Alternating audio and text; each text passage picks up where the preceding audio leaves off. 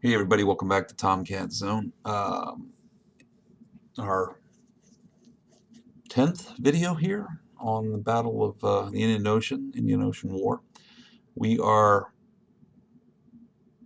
in the action segment 2 here, game turn 3, PM turn of day 1. I don't have a log file, so Scott, this is all going to be notes on this one. I'm only going to be able to tell you what happened. From this point forward, we don't, well, we have a few log files. I can't say we don't, but a lot of the files, a lot of the maps we're going to be looking at are going to be completed turns because Scott and I found a lot of time to sit face to face, virtually, of course, via Discord, and play out full turns, even 2 turns in a row, because this part of the game is part of the battle when we were playing took place over the holidays. So, of course, with the pandemic being what it is, uh, keeping things slow, and then both of us being slow for the holidays, we got a lot of time, free time to do this stuff. Anyway, this is Action Segment 2's notes of what happened. In Action Segment 1 of this night turn, I moved my ships as quickly as possible towards their objectives. Scott launched air to see what he could achieve. And it's basically just going to be, like I said, a review. As you can see here, there's a number of Soviet kills. Well, 2 more Soviet kills. We got some Pakistani J6s and Indonesian F5s that died at some point in this turn. The Car Nicobar units were already dead from my destruction of Car Nicobar in the game turn before. And, of course, I had killed that fast frigate. He destroyed the Adelaide and my Omani PCS.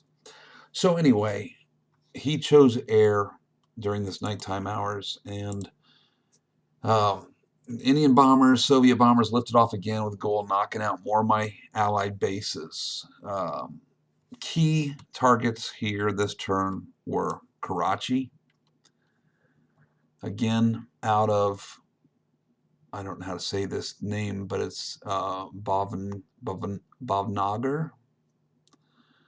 The Jaguars MiG-29s launched again to strike Karachi, and they effectively knocked it out.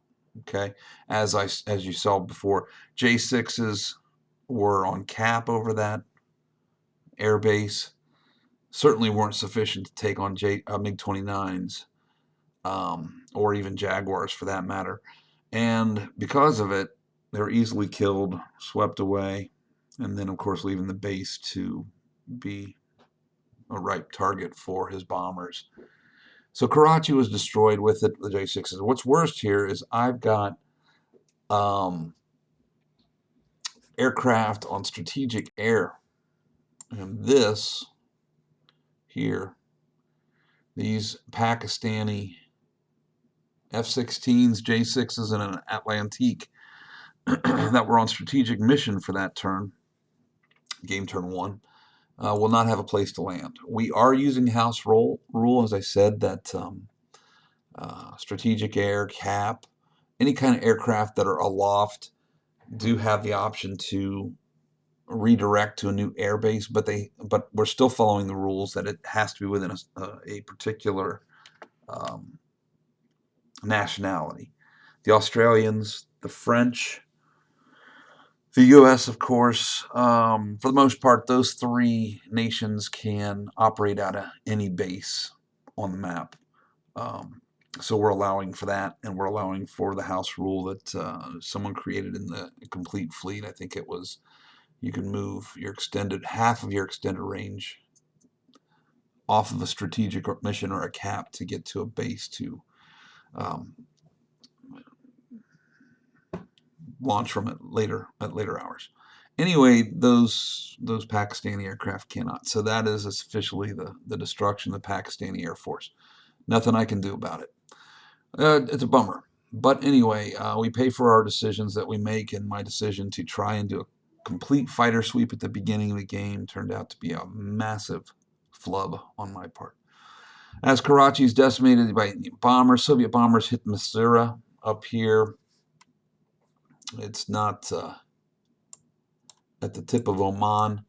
It's not dead, but he hit it twice, which means even though I'm going to have a repair phase at the end of this turn, PM turn, the base is still going to be out for another 3 turns because it will still have 1 damage point on it, which makes it an effective base. I had some aircraft that were going to land there. We redirected them from the STRAT AIR.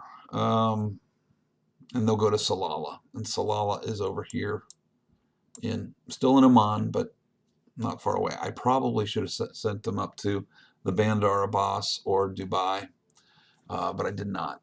Not Bandar Abbas, I should say. What is this one? Dubai or Abu Dhabi. But I didn't. I sent them to Salalah, and Salalah is relatively a weak air base too, and it certainly doesn't have a lot of air cover over there. But that's where I directed them, and it is what it is. Also coming under attack this round was Diego Garcia. Scott decided that he needed to shut down my B-52s long range. So he's got 2 really great aircraft up here. He's got out of Kabul, or out of Baku, he's got this T-160, which can fly 150 hexes.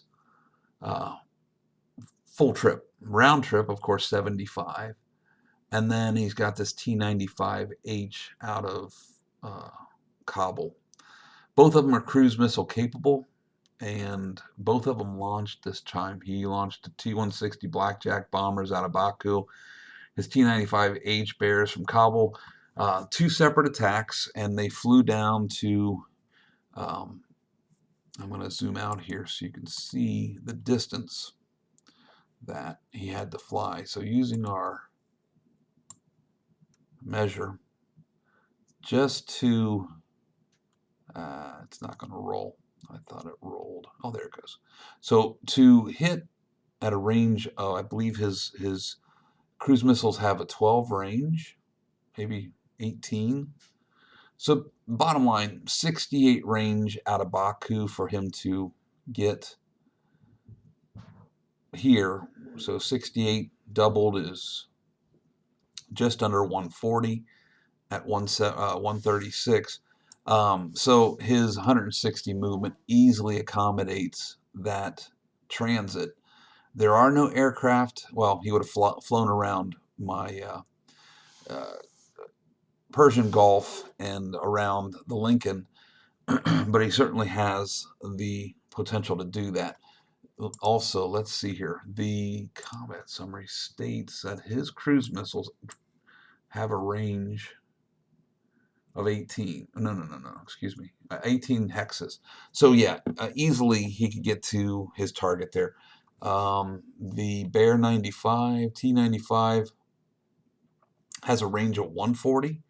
So from its position, it could easily get there. Either way, we have the option to, yeah. So there's you're looking at 54 for that, and that's not even that's well within 18 on Diego, and it's certainly well within half of his range on this aircraft. I added this function here, which gives you a flight range for the unit. There it goes. So all that blue basically is the flight range of that aircraft out of, and that's half the flight range. So obviously you get the gist. That's just a function I added that for the bigger bombers. It pretty much covers the whole map. They can cover anywhere. But you also have the option to do mid-air refueling. The Soviets, as long as the aircraft are launching out of an off-map airfield, and only one of them from that airfield can use the option to mid-air refuel, he can extend his range by 50%. I can do the same thing, but I have to launch off of an aircraft carrier. or out of Diego Garcia. Those are my only two choices. Anyway, he flew the distance. His bomber crews made the run, and so he attacked against Diego Garcia here. Now, Diego Garcia has a combat air patrol up of F-15s. Oops, let's see here. So when we look at Diego Garcia's cap, which is number, let's see, I don't need this up anymore. I can close. Diego Garcia's cap 3. I've got F-15s up, and they've got an 18 air-to-air value, which actually gives me a -2 to his dice roll, his attack dice roll, when attacking that. If we do go back to this chart here, you'll see here, -2 to attack die roll if target cap has a mission with a combined anti-air value of 18 or more. My F-18 or F-15s achieved that. So when he rolled 2 attacks against Diego. Cruise missiles were inbound. They dropped into the sea, or they were hit by, knocked out by my F-15s, or even the islands at base defenses, whatever abstract we want to look at there. But they were killed, and the attack was for naught. So 2 cruise missile attacks on Diego, but we pulled it out, and we stayed capable for another turn. So that pretty much was his turn there in this action segment. Airstrikes just on the bases. He did not achieve anything. If he did launch any sub-hunters, he didn't achieve anything. His bombers out of Kamran, they show moved. Did he hit any of my task forces? Let me look at task group 17 once. Well, there were no kills, I know that. Task group 17 was perfectly okay. What is this task group? This is task group 16. 16 is okay, no damages to either of them. So for whatever reason, he didn't launch any sub-hunters of any major ability, or success, I should say. And his bombers out of Kamran didn't even launch to attack the task forces they could have there. So good on you, Scott. Thanks for missing those things. Although they do say moved. I don't know what they moved to. Maybe he did try and they failed. I don't know. I do know that an Indonesian F5 is in the kill pile, and I'm not sure. Maybe because I don't know. The Banda Aceh had been killed, or shut down a lot earlier. So that F5 just appeared in the kill pile. And the only place the Indonesians flew from was Banda Aceh and out of Georgetown, I think. Got Malaysians and Thais there with F5s. I don't know. Maybe it was on the cap board, and I just forgot to move it over to after he killed the base. I forgot to move it over to the kill pile. In any case, it's dead. And that's the end of this action segment. I'm going to stop this recording and open up a new screen and come back to it.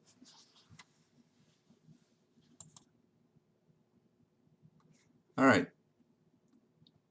We continue here, picking up into the next game save file, which is our 11th, I think. It doesn't matter. Bottom line is I'm